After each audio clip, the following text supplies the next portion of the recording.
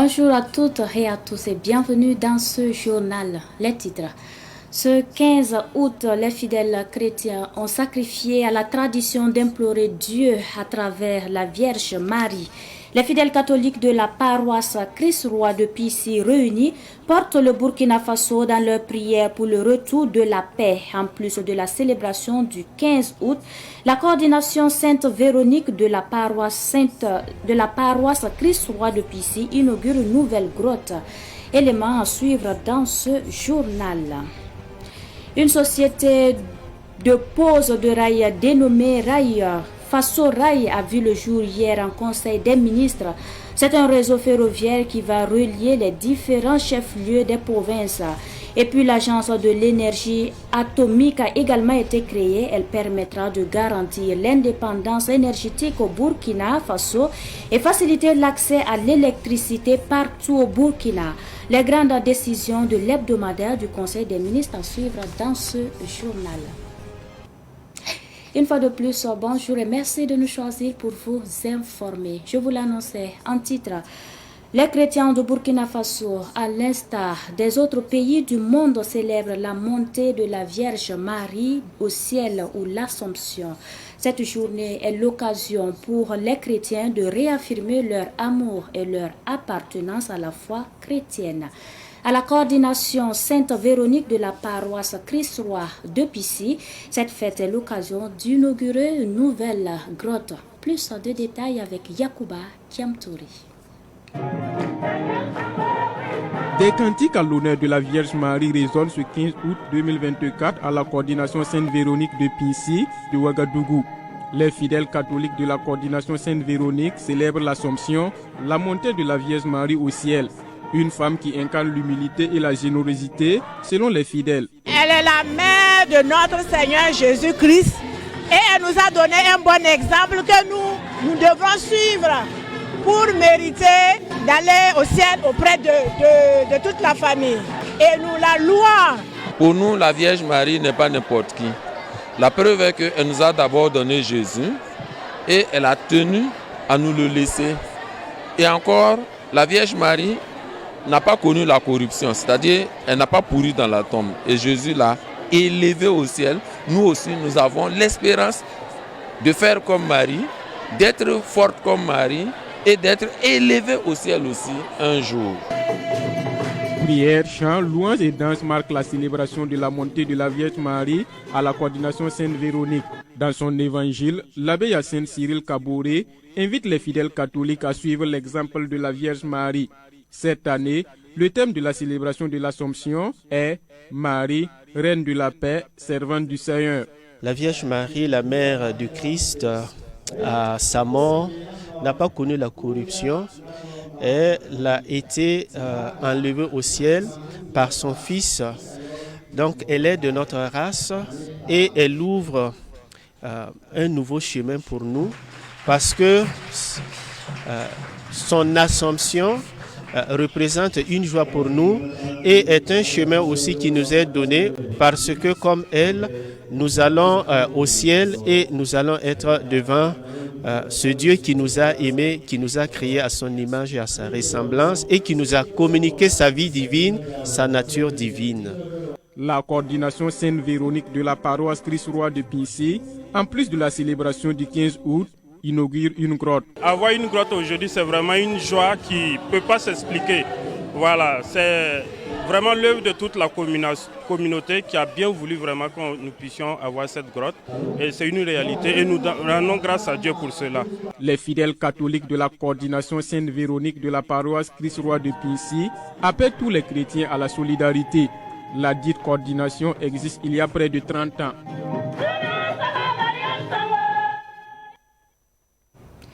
Et puis, le tout premier album de la chorale Sainte-Thérèse de l'Enfant Jésus de Saba, intitulé Amour merveilleux, a été lancé hier à Ouagadougou. Cet album marque un jalon important pour cette chorale qui regroupe plus de 120 membres. Retour sur cette dédicace avec Madinatou Ouedraogo.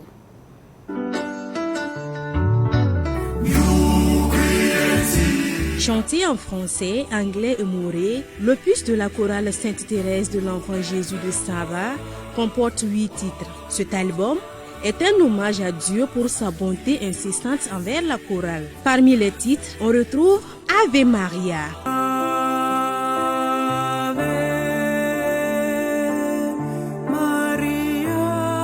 Seigneur, je suis sûr. Et écoutons la voix du Seigneur.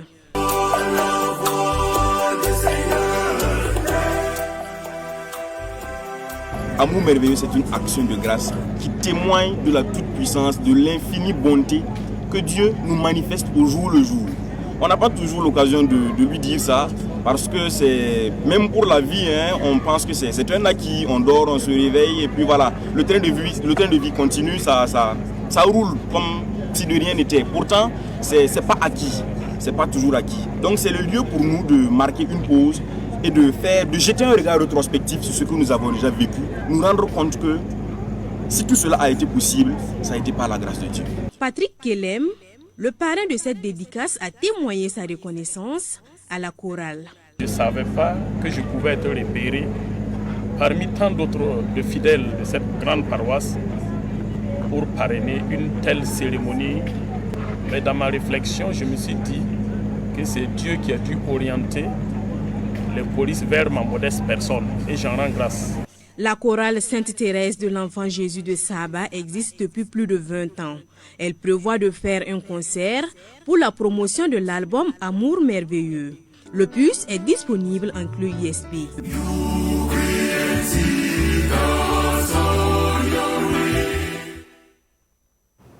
Indépendance énergétique. Le Burkina Faso se dote de l'Agence de l'énergie atomique. Cette agence, créée en Conseil des ministres d'hier, doit faciliter l'accès à l'énergie. Le secteur du transport était à l'ordre du jour du Conseil des ministres avec la création de Faso Rail. Faso Rail va permettre de relier les provinces du Burkina Faso à travers le réseau ferroviaire. Le résumé du Conseil des ministres d'hier avec Fatih Sankara et Cynthia Zungrana. Le Burkina Faso marque un grand pas dans le processus d'appropriation de l'énergie nucléaire. L'Agence burkinabé de l'énergie atomique a été créée à ce Conseil des ministres.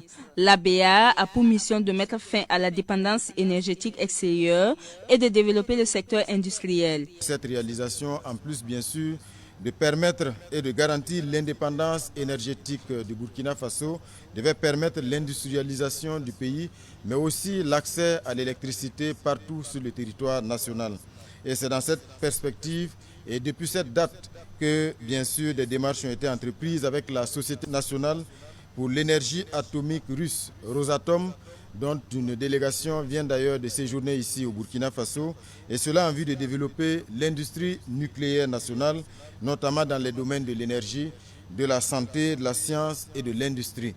Et au regard donc du caractère stratégique de ce projet qui est actuellement donc en cours, il s'était révélé nécessaire de fédérer toutes les actions et toutes les structures en lien aujourd'hui avec l'industrie nucléaire, d'où la création de cette agence burkinabé de l'énergie atomique.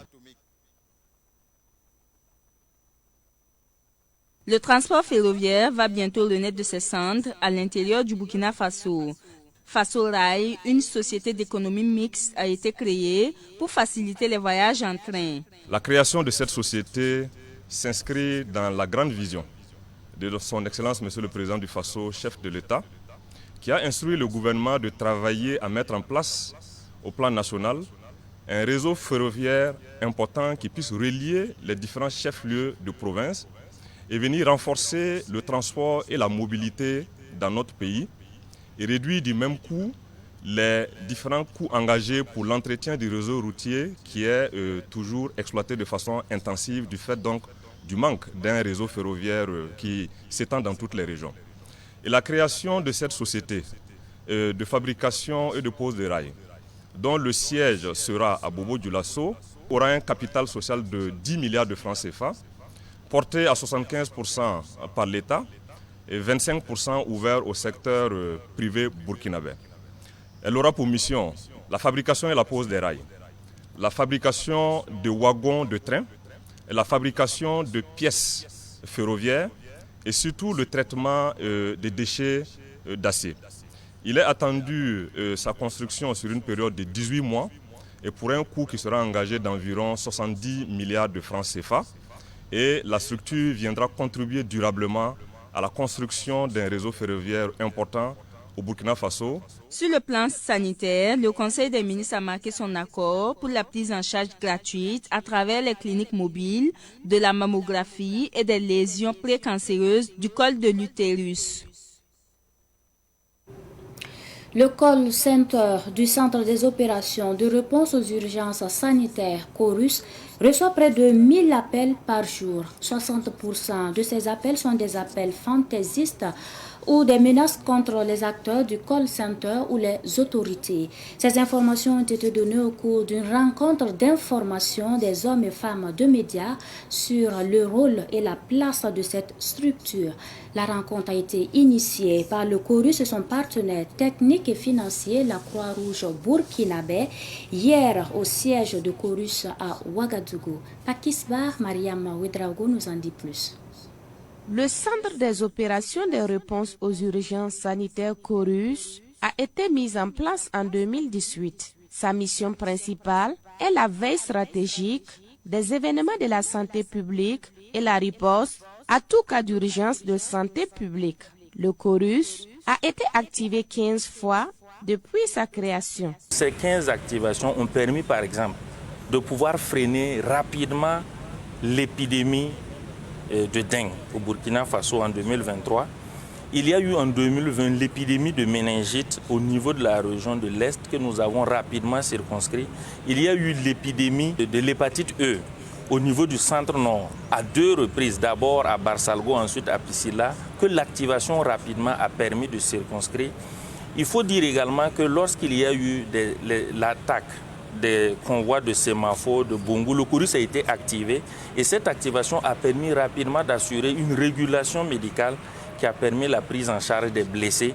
Cette activation précoce qui permet aussi d'avoir cette efficacité parce que les activités sont coordonnées. Le call center 3535 ayant été créé en 2020 en plein Covid-19 pour faciliter la prise en charge des malades du Covid-19 à domicile en son temps, est toujours fonctionnel.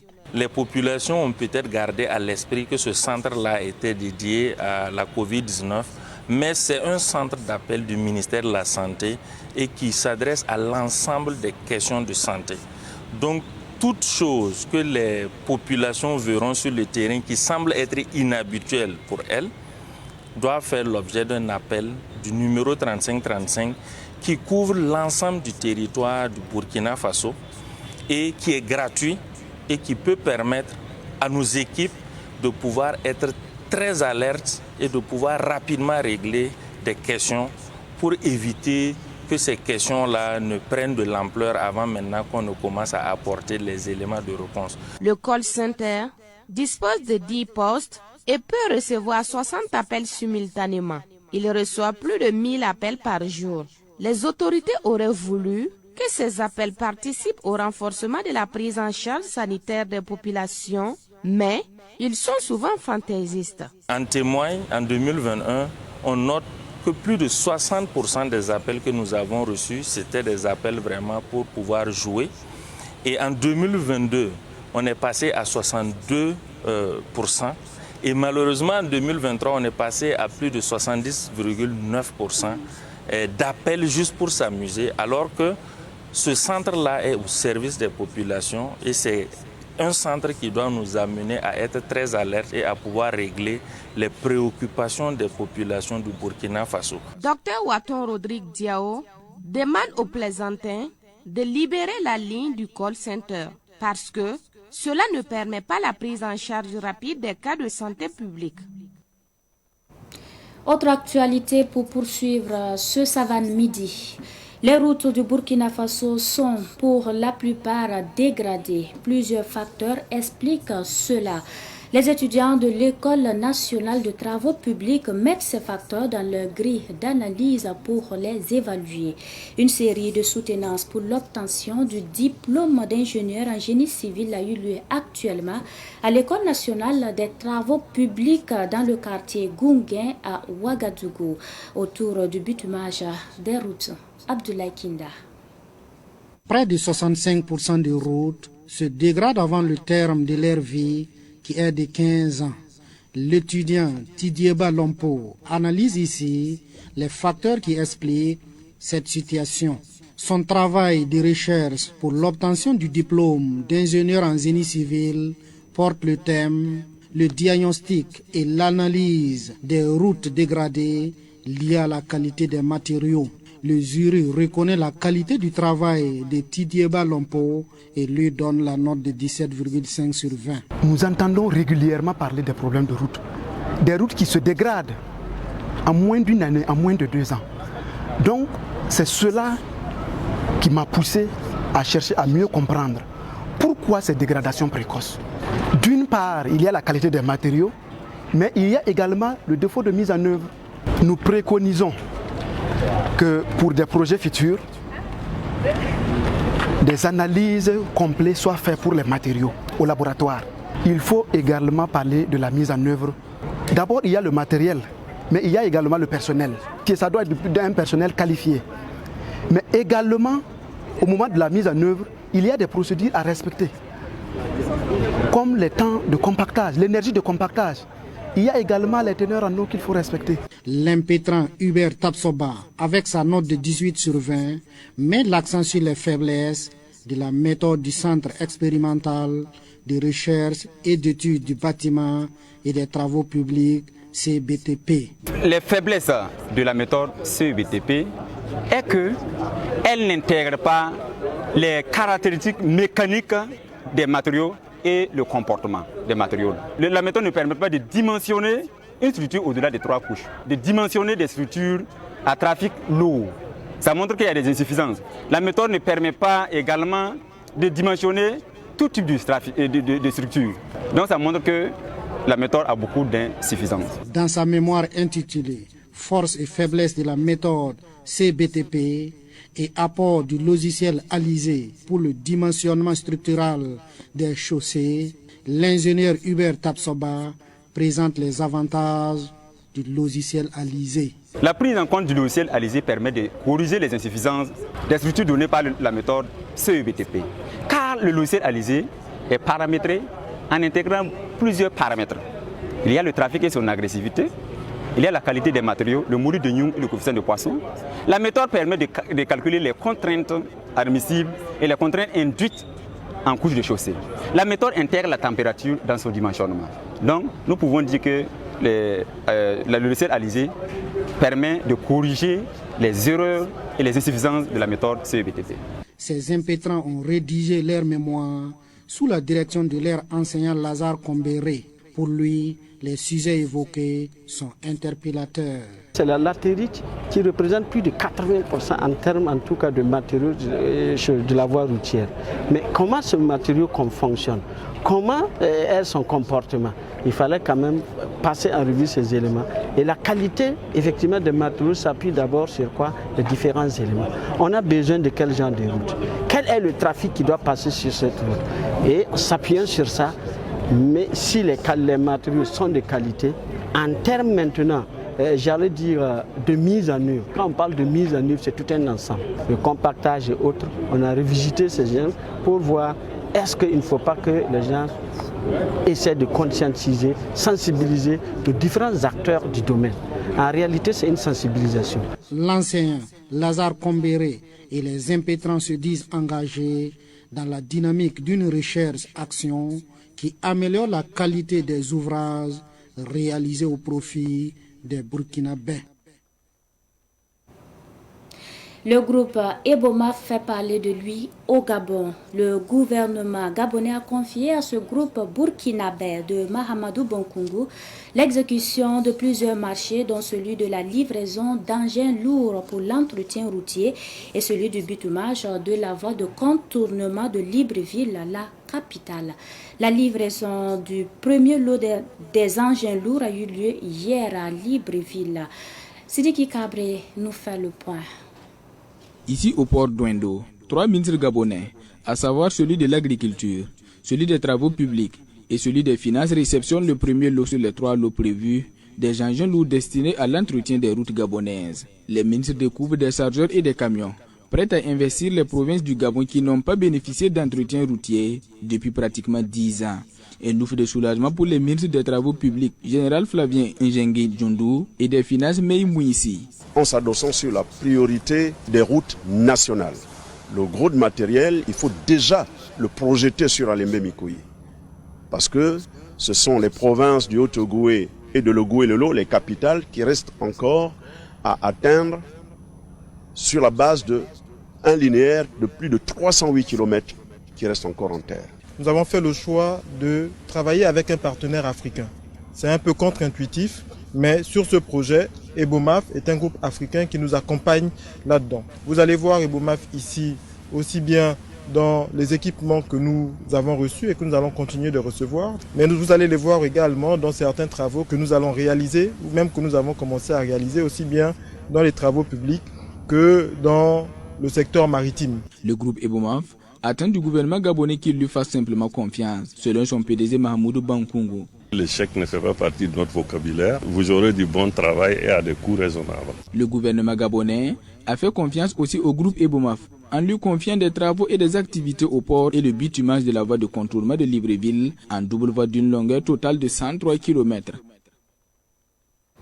Dernier point de ce journal. Au Niger, 52 personnes ont perdu la vie et plusieurs autres sont portées disparues à la suite d'une noyade survenue dans la zone de Tilia.